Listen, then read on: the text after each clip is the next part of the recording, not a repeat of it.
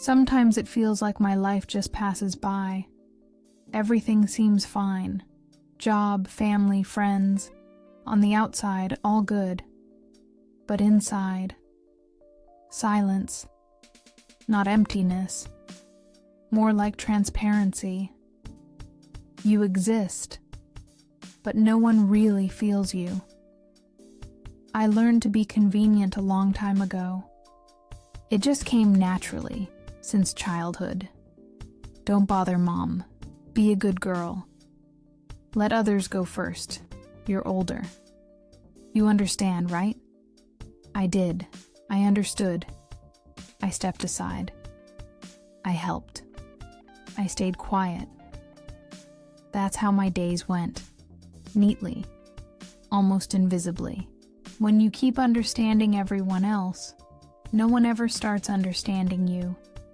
It becomes a habit. First they notice you, then they stop, and you get used to that invisibility. Like your morning tea. You just do it automatically. Funny story. My friend had a birthday. Everyone came. Everyone, except me. When she found out I wasn't invited, she said, "Oh, I thought you'd be busy anyway." And she was right. I'm always busy. Work, kids, chores, someone's requests, just never myself. At work, I finished a big project, the one that kept me awake at night. I poured hours into it. A week later, my colleague presented it as his own. Everyone applauded. I wanted to clap too, for the effort, for the invisible work. I smiled. That perfect smile of an invisible person, soft, polite.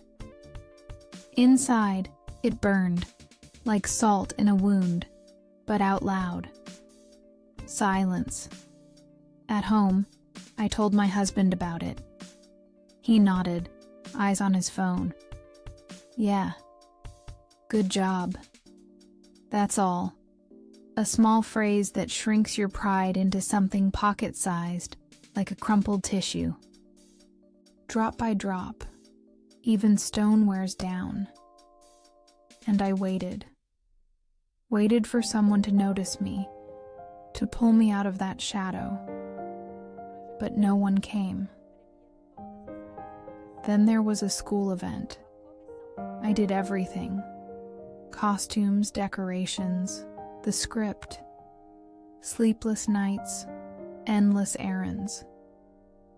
I lived for it, because it made me feel needed. It was proof I exist.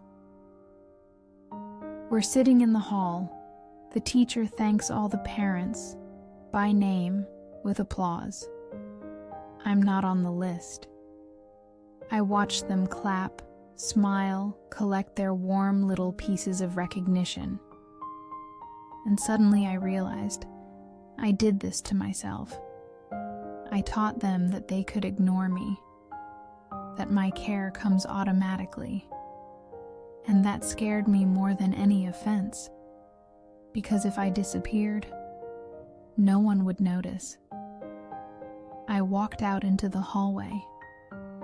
Inhale, exhale, and said out loud a word I hadn't said in years.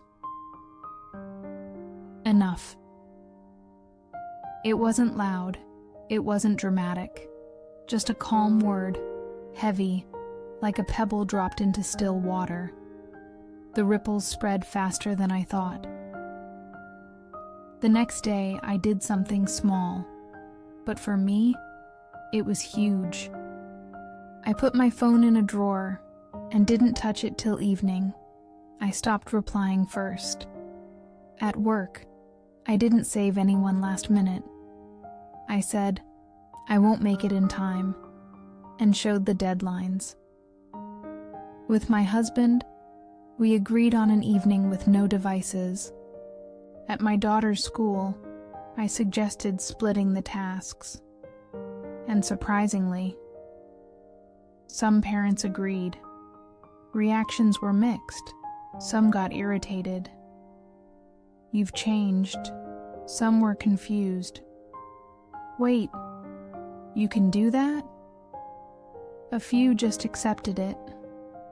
My husband asked, "Why all of a sudden?" I said honestly, "I'm tired of being convenient." He listened and stayed silent. And in that silence, I finally heard myself. Later, at a school rehearsal, my daughter looked up and said, "Mom, thanks for being here."